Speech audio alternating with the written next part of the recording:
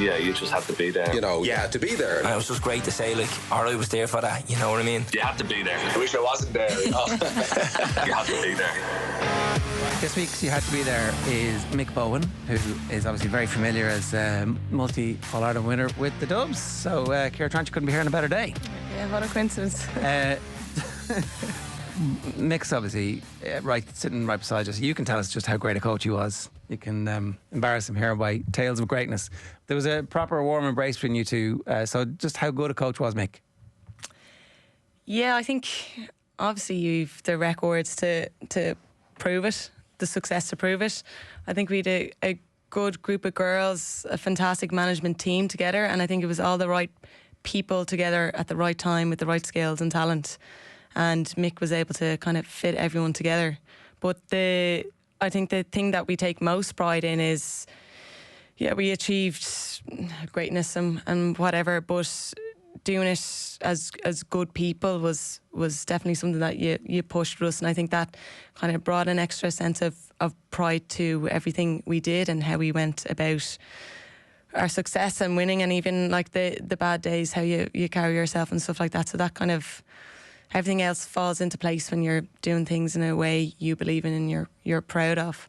But yeah, it's about bringing the right people together in the right way at the right time.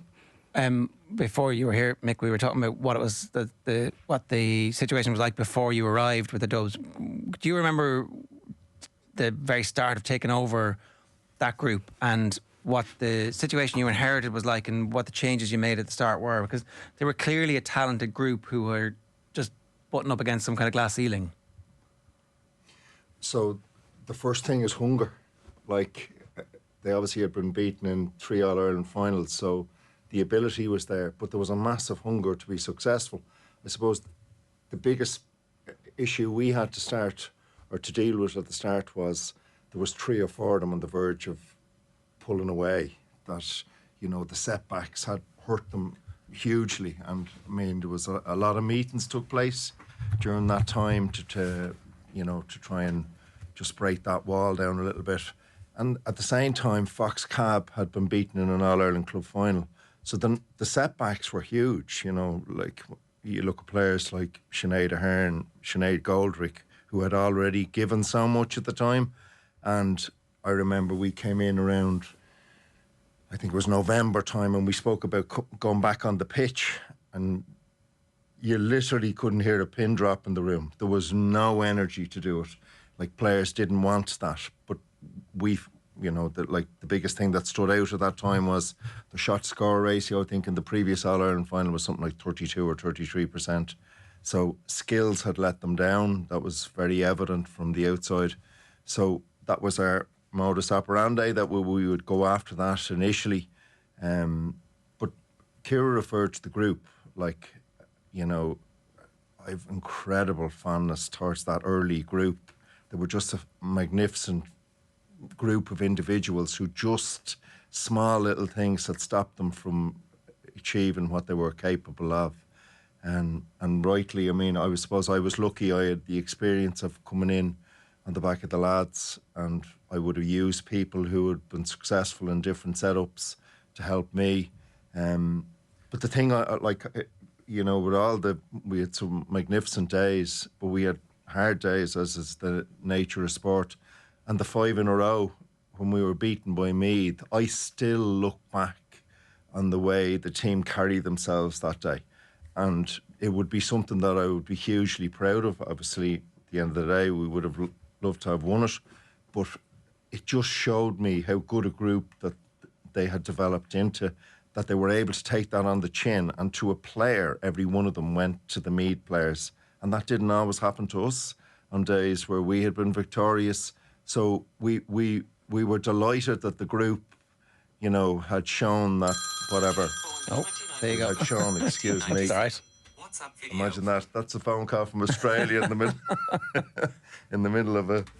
But we were delighted that they had shown that maturity after the numbers of years they've been with them. And look, realistically, after that, it was a tough, you know, we'd a bit of fallout from that time. Some girls retired, and then there was a rebuild after that. So obviously to come back 2 years later after that was fantastic again. But that was almost like a different group. There was so many changes had taken place. But yeah, that early days, like, I mean, I have hugely fond memories of that group. Where did your ability as a manager come from? Because I think people were very familiar with your ability as a coach, but it's a big transition from looking after a group of players and their skill sets to actually then being able to manage all of the responsibilities that you have as an intercounty manager. How did you acquire those skills yourself? Well, I don't know. I'd have the question marks out on that one myself. If you ask me what I enjoy doing, it's coaching. And like even now I'm back, my 2 little ones play and I'm helping out with their teams. And that's what I don't actually enjoy the other side of it, like the management side, because there's so many different things and particularly I would definitely say more so in the women's game, because when we started off, it wasn't just a situation of trying to manage a team. We had to organise sponsorship ourselves. We had to go after individuals to try and make it sustainable for us. You know, there was a whole new team you were starting off with, like with your medical team, your statisticians, your psychologists. Like, so you're dealing with all of those different people.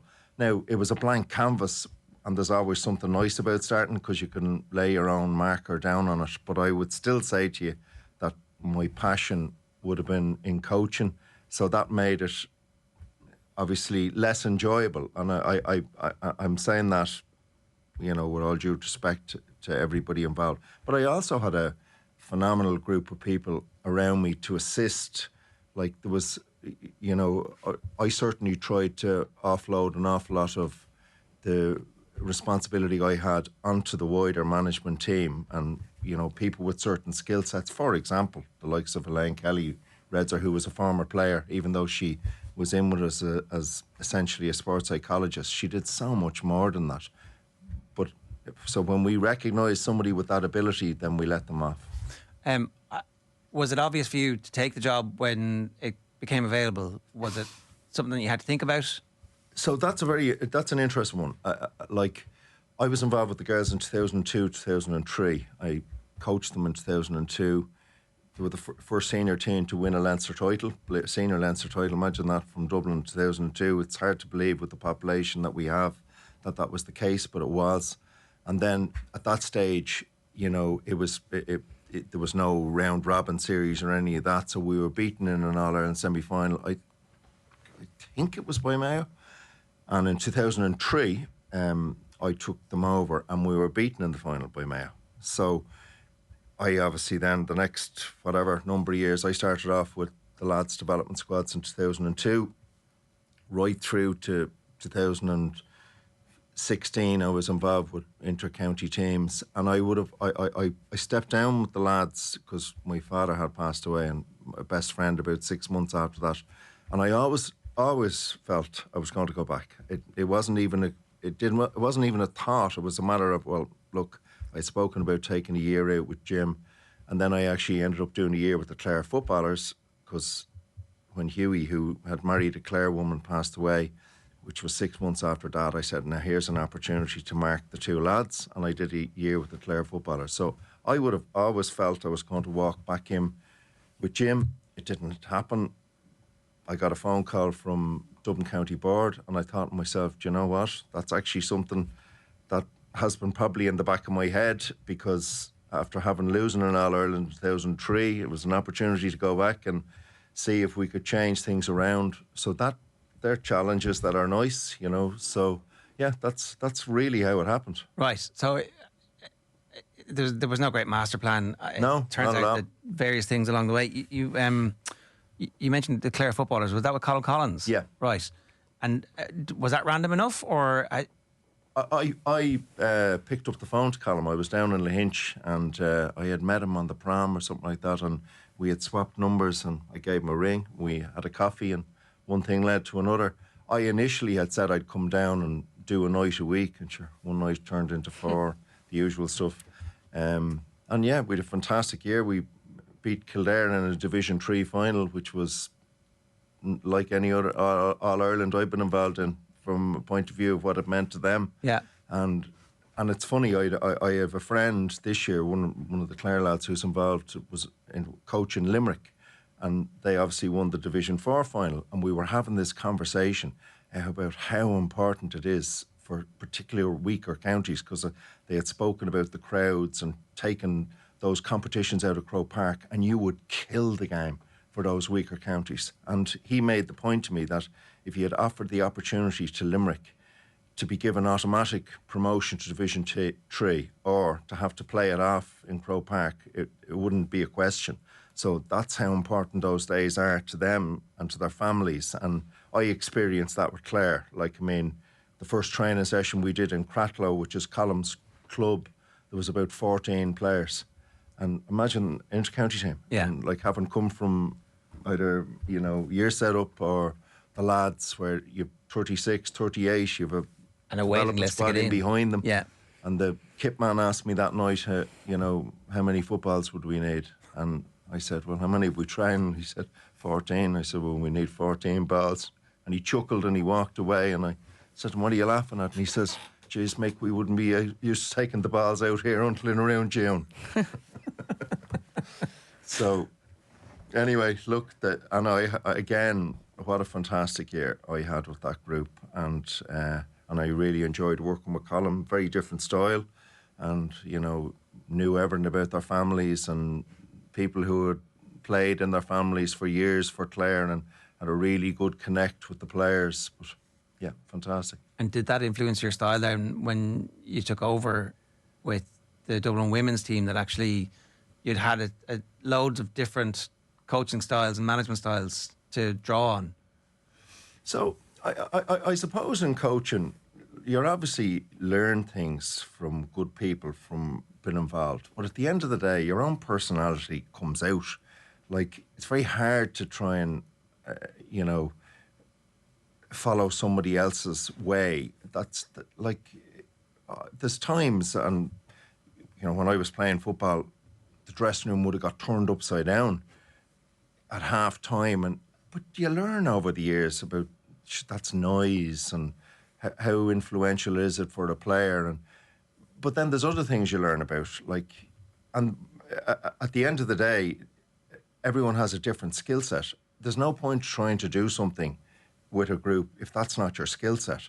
But if you can find somebody who has that skill set and you're willing to let them to do that, for me, I would see that as the success. And I think we tried to do a lot of that. We tried to bring in people who were good at certain things. That's a maturity on your part, though, to realise that, right? Well, I suppose what it is a belief in yourself, that you don't feel you're going to be overshadowed by somebody else. Because I know I certainly would have worked under people who were maybe not afraid, but they always would have made it clear who was in control. So, yeah, look, if you asked me, I'd even now, I'd miss the camaraderie of the team, but I'd hugely miss the camaraderie of the management team. Right. And that's the value I would have put on the people that I brought in beside me. Ciara, we were talking before Mick arrived about the difference that Mick arriving made in terms of that organisational side of things, that whole kind of sponsorship and Friends of Dublin. And you could notice that in the first season, that actually things had ratcheted up a notch. Yeah, like I vaguely remember like a few occasions where something new would have been introduced, maybe even the likes of Redzer as a psychologist, and she's in the team now because she should have been here before we even got here, you know, or this should have been in place beforehand and you're getting it now, and that's it, line drawn, make the most of it, you know. And we're lucky in that, you know, Mick had so many contacts and like Dublin, the area we're in, and management stuff, but we did know how lucky we were that girls we were playing college football with in other counties weren't getting these things. But there was a lot of comfort in Mick's surprise that why weren't all these structures in place beforehand. Like, it's a given, you're inter-county footballers, this is what should be in place for you to work off or be your best from. So that it was kind of like, I suppose girls, you kind of, or women's sport, you kind of settle for being second-class citizens or whatever. And that, like, Mick was like, no, You're not your inter-county footballers. You're Dublin footballers. You're not Dublin Ladies Footballers. Dublin footballers, and that's it. So there was a comfort in that and a kind of a realisation that, yeah, like, that's the way it should be. And I suppose one of the things that does is it takes away any excuses or any kind of conversations about that sort of stuff. And so it's now your full ability to express yourselves that will decide whether or not you're successful or not. Yeah, and I guess we had a lot of maturity in the group as well. Like, our leaders would have been set the tone with that. There was never any like taking advantage of the new structures or systems that should have been in place for us off the pitch, say. It was very, this is just another way we do our job, a better way of doing the job and get cracking. So we were lucky that we had the right leaders there at the time that these were introduced. How do you reflect on where the women's game is at the moment? And I don't want to always compare because it's kind of pointless, but it's interesting that like you're Dublin footballers, so you should expect these things, and every other footballer should expect the same. And I think the GPA have done really great work in the grants and all that kind of things. But what's your reflection now on where we are as we stand, hopefully on the brink of amalgamation? Wow. Can I just go back on what Ciara said a second? So I would probably say that was the most important thing that happened to us at the time. We lived what Ciara just spoke about there. We lived it. We were Dublin footballers, or the group were Dublin footballers. It did not matter that they were female, and we went with that mantra. And I know that, like, when Ciara says that, or I say that, a lot of people are, yeah, sure, that's obviously they were Dublin footballers. That is not the way it is. And in most setups, like even as simple a thing as we had DCU as our training base all year round, right? But our training slot was at 7 o'clock. Now, Ciara will tell you prior to our arrival, their training slots would have been 8:30. Now, if you flip that, 8:30, 10 o'clock finish, probably putting food into your stomach around 10:30, like, that's not the life of an elite athlete. You can't prepare to your best operating like that. And even prior to us coming in, and this was the finance end, the team hadn't been fed, right? Now, you compare that to a Dublin minor team, I'm talking on the lads' side, where they would be fed, never mind the Dublin senior football team, and then you compare the senior female team and you're thinking, how is that happening? So that's really poor standards, right? And so where are we now and where's the game now? And I think it's, the more it's spoken about, and like we went with a mantra at the time that we were not going to complain about what situation we were in, but we were certainly going to try and fix it. And because I had a lot of people involved with me who would come from the lads' side of the game, like small things, like you'd arrive down the country and you'd be given an inferior dressing room, the small dressing room, could have been even used from the game before it, but you wouldn't have been given the senior dressing room, you wouldn't have been given the larger dressing room, or, you were given the back pitch. And we, without roaring and shouting about it, we small little things like, and I remember on one occasion where, and I won't mention where it was, we said, no, that's grand, we'll change on the bus. We didn't say, no, we have a dressing room. We know that. We know we have a dressing room, but it's not the dressing room that we should be getting. So small little things, or even with officials, or even with the LGFA themselves, they knew when they started dealing that we weren't going to accept some of the rubbish that was been given. And the amalgamation is great in theory, but we have a long, long way to go. And like, I do a lot of coaching courses, and this is a societal thing. It's not just GAA, LGFA. So it's a societal thing. Like, if you look, and I'm sure you'd see this, Ciara, in your club, we coach our boys differently to the way we coach our girls. And that is just whatever, for generations, we just see it. Now, obviously, that's changing. And what I see a huge change in, say, fathers in particular, who have played the game, whose daughters are now playing the game. They're coaching them like they would coach their son's team. But an awful lot of coaches who didn't have that experience are coaching them like they're girls. And what do I mean by that? Well, they're kicking off their laces, or they're kicking off the 1 foot, Jesus, leave them. They're doing it. They're kicking the ball. While they wouldn't attempt to do that or deal with their son that way. So they've lower expectations. No, the expectation is lower, definitely, and that's so there's a knock-on effect from coaching right through it. Then, like whether it's support financially or facilities or like even now, like it's since I know the Dublin senior team at the moment mostly are training out of Clonshock, and fantastic and all as it is, to have a base. The bottom line is this: we still haven't got what we should have. We and look, Dublin GAA are in the midst of opening up 2 major training centres, but I would even still be concerned that there isn't a pathway in place for the Dublin ladies, whether it's minors, 21s, whatever, seniors, whatever age groups, because that joint up thinking between the 2 county boards is not there. And I'm not particularly throwing this back at the GAA side of it. The LGFA just need to be more proactive. And even during the 8 years I was there, I would have seen an awful lot of the amount of times that they just accepted something because that's what they were offered, rather than actually no. Yeah. We like, and that included from our major sponsors. Like the cut of the pie, and it's not for me to go into that because it would be wrong, but the cut of the pie is completely unequitable. Okay, that's very interesting. What's your understanding of all this now as someone who is back coaching and playing? Well, I'm only coaching at club level, but I do like it did dawn on me as Mick was speaking there that the standards of coaching underage for the girls, and even the ambitiousness and the goals that they set the girls are much lower. But yeah, kind of as a player, you kind of, especially at that level, you try to zone out from everything and focus on performance as much as possible, not get distracted by what's going on around you, because that's your job. And if you're distracted, you're not doing your job properly. But there's always frustrations in women's sport in general, in LGFA, ladies football, that we reached the heights we did, and the game as popular as it was, and in the media every day, that we still felt that we were lacking something. But I didn't really kind of get too involved in it because to focus on football.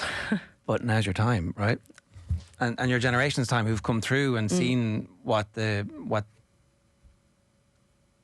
going to use the word peak, what the peak was, because it feels like we need to get back to what we had as opposed to it having been built on.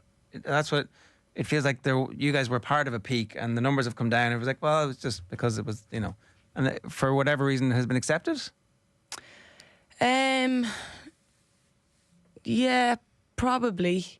But I think you're beating the same horse kind of thing. Like, it's about doing something about it rather than, I know there's an element you have to talk about it. Unless people keep talking about it, nothing's going to happen. But you've been talking about it for so long that it's about actually making a difference and making things happen. I think that's the whole point of the amalgamation, is to kind of level the playing field. But how level it will become, I think it will take a long time. Yeah, it'll become an acceptable level of levelling. Yeah, according to what the GAA decide is their acceptable level, as opposed to.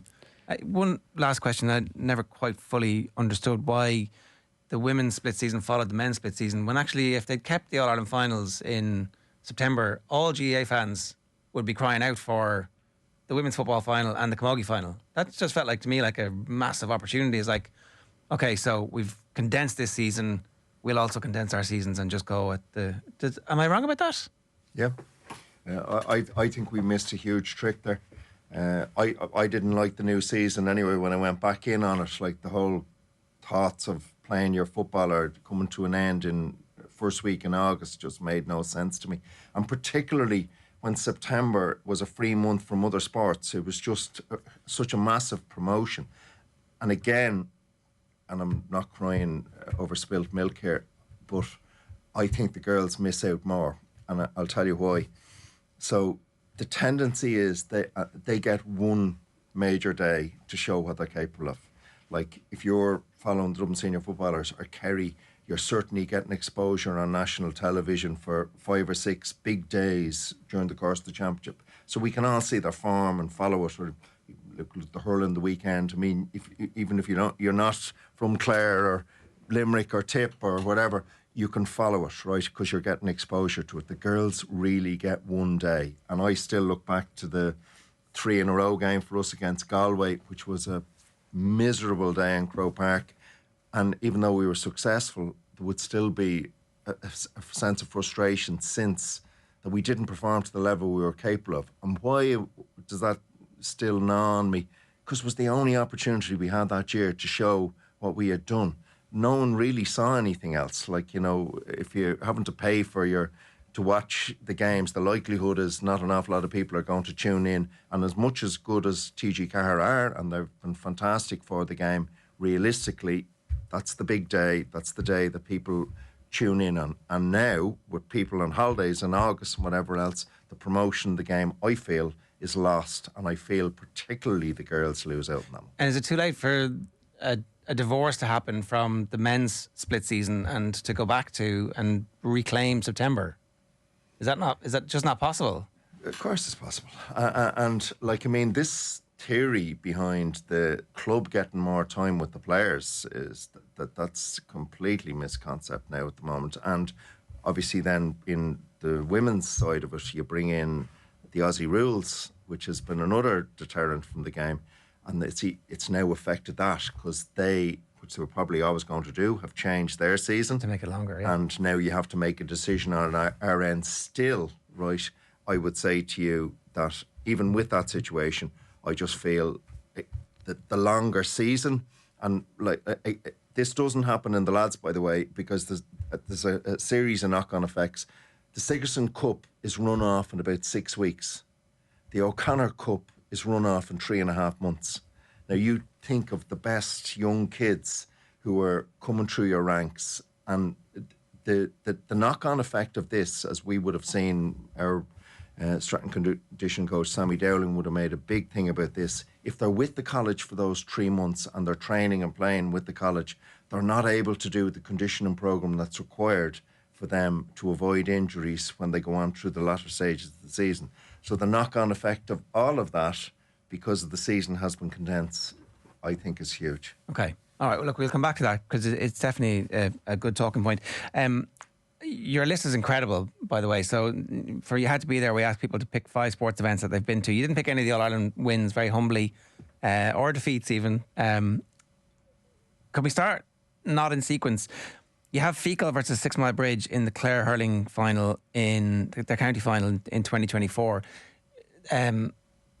Your family are from Clare. You mentioned Clare. It was important. Your dad was from Clare. I didn't realise, you said when we were off air, Father Harry Bohan was your uncle. Correct. Right, so steeped in Clare GAA and Feakle.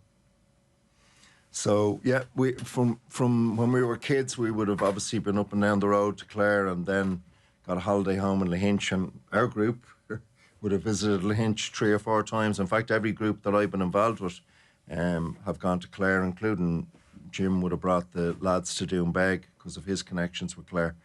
But yeah, myself and my brother went to that county final this year, which they won, with my uncle Seamus. And but why I put it in the list was this: when I was asked for a list, I thought back. This is actually quite funny. Dad would have hurled with them in the 60s, and he was over on Bachelor's Beans in London, earning a few quid for college. And my Uncle Harry collected him from the airport on the Friday night before the county final. And Dad told him that he hadn't lifted a hurl since May, which Harry was aghast with. But anyway, they were beaten. And by all accounts, Dad didn't give a good account of himself. And when he went to the local priest for the money back for the flight on the Sunday, the priest turned to him and said, with all due respects, Michael, he said you weren't due the cost of the flight home. And Harry, Dad turned to the priest. Harry told us this at Dad's funeral and said to him as cheekily as you could get, with all due respects, Father, he said, as many's the sermon, you wouldn't have been due the collection. So that's why this year's county final stuck with me.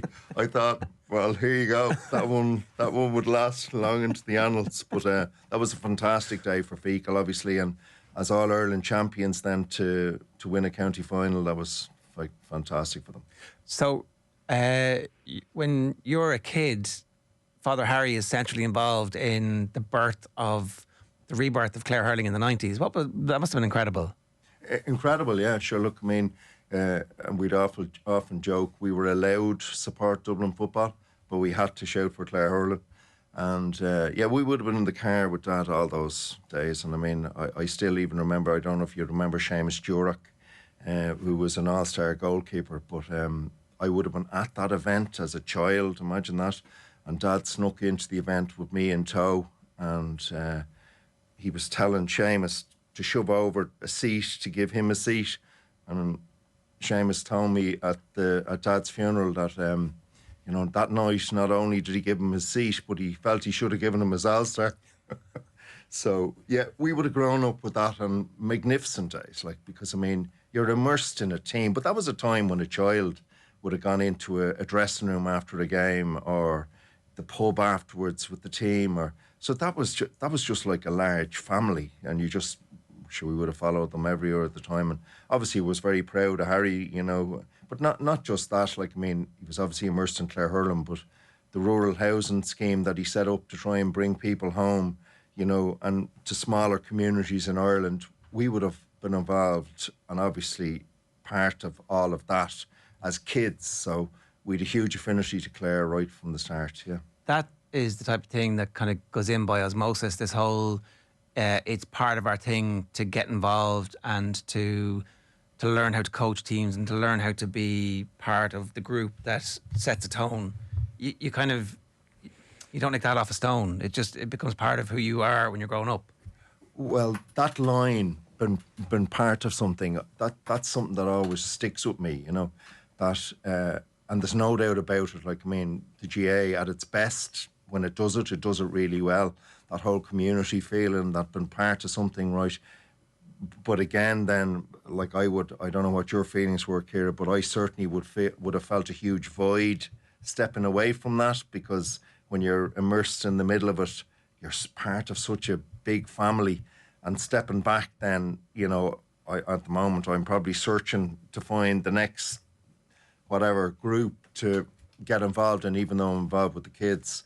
But yeah, we were very, very lucky to be a part of that from the start, and it probably, burnt something inside in all of us. Anyway, look, as long as I'm here, I'll probably have to continue to shout for Clare hurling. Well, that's fair enough. You've been pretty successful in recent years. So that search for something new, what are you thinking? I don't know. I don't know what that looks like. Honestly, I don't know what it looks like, and I don't know.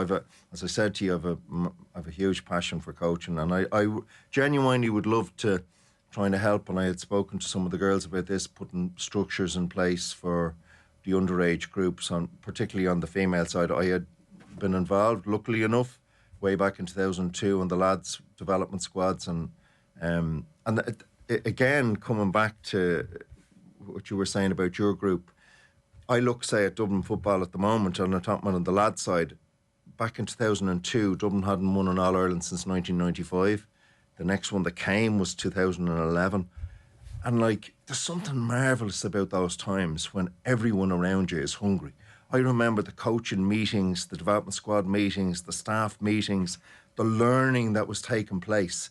And the group I was involved with, Jerry McCall was manager, and Jerry, as you know, probably one of the unluckiest senior managers Dublin had, but what a fantastic fella. And the stuff you learn off all of those people, but we were on a quest to create footballers, and there's something marvellous when everybody has that energy and appetite to produce. And then all of a sudden, what happened? We got the best decade ever in Gaelic football. And what happens below then is the same energy and hunger isn't there. And we will pay a price for that for a while, until the next group come along again, and the next group of coaches who have the same energy. And that energy is the absence of that energy is actually very evident. Dublin are playing Meath. The game isn't a foregone conclusion, according to the Leinster CEO, and they can't sell tickets for it. That same hunger from the supporters isn't there, because potentially because of the decade of success and the expectation That's it. that you're an all sports fan. It turns out we have NBA, we have football, soccer. Your first one is the Grand Slam match Ireland against France in 2009. Yeah. So that weekend, first of all, Brian O'Driscoll had played underage Gaelic football in Clontarf, and I had him on our team for 4 years. So we always had an affinity towards Brian, watching his career develop.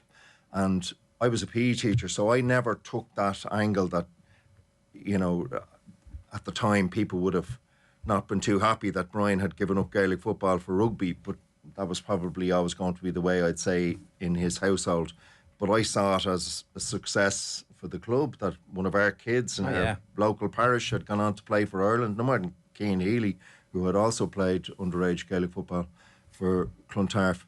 So that weekend, they were playing for the Grand Slam, but it was also Brian's last game for Ireland. And myself and my brother and our respectives and my father were all due to go to the Grand Slam. But Dad was getting chemo at the time and got unwell, and he anyway pulled out of the trip. So we arrived back on Sunday. Dad passed away that night. So right. That weekend was obviously huge, the marking of Brian's last game and then obviously Dad's passing. So yeah, but a magnificent sporting event, and Parc des Princes in full flow with Irish supporters is a fabulous thing. And I actually have to say, I'd go probably to one away international a year and one home one, but the away games, the support of the away games is far outweighs what I've experienced in the Aviva, whether it's the corporate end or whatever it is, but you just get a real genuine supporter who travel, and the atmosphere tends to be so much better. Your dad was obviously a huge influence in your sporting life. What was his, hurling was his sport, was it? Oh yeah, sure. He'd hurt himself with a football. Yeah. And I presume you were all made to hurl as well, as much as you were made to... Would you believe it? I was there was the treasurer of the Dublin County Board. It's a great Crave Kieran man, and he was on their 3 in a row successful winning team. And I was talking to him about this. So I would have played underage hurling and football, and we went to a county final where Crave literally bet Ballybowden out the gate with sticks and not in hurling. And my father walked out of Parnell Park that day and said, "You're not hurling anymore." Right. He hated Dublin hurling, the way it was been played. And people will agree with you. Like when I look back, and I would tell those things to people, say, "Oh, that's the way it was. There was no hurling in Dublin at the time." So it was like, and I hope I don't get me too many Crave men when I walk out the door, but obviously that's what they had to do. But like, I mean, he had come from a setup, you know, where they hurled, and a lot of the hurling counties will say that, while in Dublin we were sledging at the time. Now obviously it's changed to a degree, but the purists would frown on that a little bit, and he certainly did. Right, that is very interesting. Because it shouldn't have been the case, right? There should have been enough people from around the country who were living and working in Dublin, bringing with them the gospel of, like... Yeah. But yeah, obviously... It's amazing how that still hasn't happened, though. Was it there were too many footballers who were hurling and that they hadn't acquired the skill set early, but actually if you want to be brutishly physical, you can do... Yeah. That picture from Kilkenny from... is it Skull Kieran, or what's their big hurling school down there, and where they had their 6-year mass, and they took the picture outside the church with all the hurls lined up, and there's no doubt about it, like nurture, nature, they have it all, particularly in hurling counties. So that's the bit probably we're still chasing, and even though I go to Parnell Park for football days and a half time, you see kids out with hurls rather than out with footballs, but no, it is different. You were at the penalty shootout in Italia 90. That's unbelievable. Say that again? You were at the penalty shootout in Italia 90 in Genoa. Unbelievable. Unbelievable. I wouldn't have been a big soccer fan, but like that, I mean, supporting Ireland, no matter what. Obviously, we get in behind it. But that was an interesting one. So I was playing senior football at the time.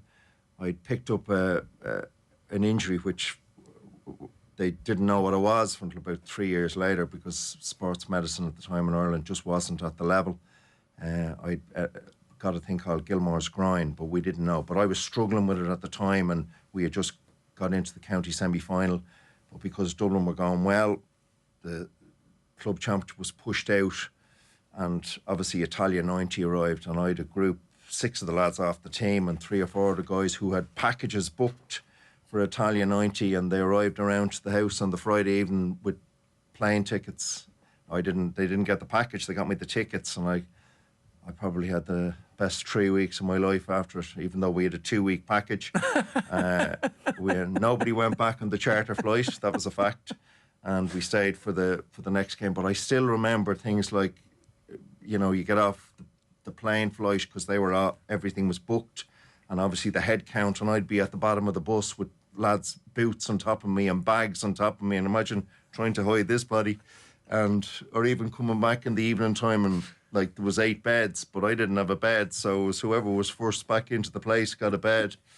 But I don't ever remember a sporting event like it. In all my time, and it's one of those things. I wasn't going to go because I was obviously carrying an injury, and I am so happy that I was put in a position where I went, because it was such a good experience. And even those, I look back, and if you think no mobile phones, I mean, I laugh. We were obviously young fellas at the time, but can you imagine the amount of people who were ringing home to get money put into their bank accounts to stay for that extra week? And that's what happened to us. Like, we hadn't got a penny, and ringing home, some phone calls were easier than others. But oh my goodness, and the eruption that night in that stadium, like. So how many of the games were you actually at? We were at them all. And including them, we stayed for the Italy game. Right. The semi-final, or quarter-final, yeah. And you got tickets, okay. Oh, by hook or by crook, that was the only game. See, every other game you had, the tickets were the part of the package. Okay, of course, yeah. So it was Suddenly only the quarter-final game. But yeah, I can't remember what the stadium held, but it seemed to be 90,000 or something. It was a huge crowd at it. And I still remember, it's amazing the things that sit back. Or sit in your head afterwards. And I still remember, like, imagine 8 lads who were all involved in sport and sitting around having a few drinks, talking about it. And our one concern going into that game against Italy was, I hope we believe. We're good enough to win this. I hope we believe. And you could see on the night, there was players, you could see the players like the McGraths of this world. You could see they were in the zone. They knew they were capable of pulling this off, but you could see other players who just didn't. They probably hadn't had that exposure or whatever else. It was always something I look back on thinking, had those players come through a different setup, had they come through a bank of experience whereby they had been used to success at this level, it's a game they could have got over, But look, one of those incredible sporting events that, like people, we all talk about, when the All Blacks were beaten by Munster or whatever else, the people were at it. And you think, but I think that's one of those things, one of those games. Incredible. And do you remember much about the shootout and the tension? Oh, well, I remember we had a hip flask that didn't last very long because it was from past among the 8 of us. And I remember O'Leary scored the winner, didn't he? And I remember Packy saved one in it. But just the emotion in the stadium, but it's amazing. In that shootout, before it started, we knew we were going to win that. The atmosphere in the Irish crowd was just like nothing else. And like, if I was a player on the pitch, the energy you would have got just would have got you over it. You've picked the Orlando Magic versus the Atlanta Hawks in the NBA from April, just this year, is it? Last week. Ah, right. And the reason I picked it was twofold. Mark Ingle would have come in with us as a coach, very good basketball coach, with both with Leicester and with DCU, and he would have come in under Jim when the the blanket defence when McGuinness brought in the blanket defence, and Jim would have brought Mark in with a view to trying to break that down. And then I had worked with our forwards for the first 3 or 4 years, I think, and then I just felt it was time for a new voice, and I brought Mark in. So when I was over at that last week, I was messaging him, saying to him, look, just thinking of you and for all the stuff that I would have learnt off you from the years, and little things like even things like terms he would use, like defending on a rope or stuff that you see in basketball, or the cuts. And I'm looking at stuff, the words that I had heard him say, you know, because I wouldn't be, even though I do enjoy basketball. But this is the bit that actually is really interesting from that night. My young fellas, my brother's young fellas, Cork, and obviously Cork are going really well at the moment. And so Fiona's his name, and he was sitting beside my youngest, Freya. And the two of them, at about the same time, said, Uncle Michael, he said to me, I'd hate if they did this to our game. And I was smiling. I was saying, what do you mean by that? Like, they keep stopping the game. There's people coming on and all the razzmatazz that goes with basketball, which is obviously entertaining, and which they had to introduce because the crowds had gone down, right? And I was listening to the pair of these, like a 11 and a 15-year-old talking about, I hope they don't do this to our game. They destroy it. And I was thinking, you couldn't do it in hurling, because hurling is non-stop. Yeah. But there's no doubt about it that, like, there's times, say, even I go into the stadium and the music does lift you if you can generate that atmosphere around it. Now, all the shows that go on, I mean, they had acrobats, there's so many stops in basketball that at times you wonder, is it a game you've gone to see or a show you've gone to see? And the reality is it's both. But even as we now, we're in the midst of changing the rules in our game, and I do think the stop clock is a great rule, because, again, why did they bring in the stop clock in basketball? Because it had got stale and it was boring. So, yeah, that's why I put it in, and it was a mark of somebody who I had respected hugely, who came in to help us, and the basis of the two kids telling us, let's not ruin our game. It has been one of the themes of the morning that actually learning from other sports is hugely important. We are finishing with the 2017 All-Ireland final, Dublin versus Mayo. This is, of course, your own one, actually. This is the bit, right? Yeah. Why did you pick this one? Because when we came in, what we saw was hurt, huge hurt. Like, I think, jokingly, I had described the group when I had met them like a group, like wounded birds. And obviously Dublin, the slang of birds wouldn't be particularly cushy to use. So, but I look back and think, that's the thing that stuck with me the most when we met them, how hurt they were. Like, I remember going for lunch with Sinead Ahern around Christmas time, and like the tears just coming down, saying, I don't know if I can put myself through this again. Just the thought of going through the pain. Sinead Goldrick would have been very, very similar. There was lots of people who probably wouldn't have said that. Even when we came in, there was girls telling us other girls weren't coming back because of, obviously, the setbacks. And little by little, you know, people came back into the group. But I still, like that All-Ireland final, we had played some really good football throughout that summer. Even though the winter, there was I remember we played Cork in the National League semi-final and we got beaten by 6 or 7 points. And I remember saying to the lads afterwards, it's going to take us a year to get this group ready. But the improvement they made over the next 8 or 9 weeks coming into championship time was just monumental. And with about 6 or 7 minutes to go on that All-Ireland final, we had it won. And it's not too often in big games. Ciara said the exact same thing earlier on. Oh, did you? Yeah. Well, I remember, and I can honestly say this to you, I stood on the sideline with no feelings, obviously my own feelings of, you know, contentment. But it's all I could think of was the Warriors, who had put so much, you know, into the wheel to try and keep this thing going for them, to have eventually, you know, succeeded in what they'd gone after. And it was such, like, I don't think I've ever experienced something as pure, where I just felt, because I like, on top of the fact that there were football, it was football we were involved in, it was the personalities. We had some magnificent personalities. So you obviously warmed to that, and you wanted them to achieve the quest that they were going after. But that day will always stick with me above them all. Like that day, you look out in the field and the jumps and joy and emotion, and it was people just completely let go of themselves at the end of that game, but been able to enjoy it for those couple of minutes. And towards the end of that game, we opened up and played some really good football. So anyway, yeah, incredible, and that won't always stick with me. And so, as you said, that you get to enjoy it, knowing that the end is coming, but it's going to be all right. Yeah, eventually.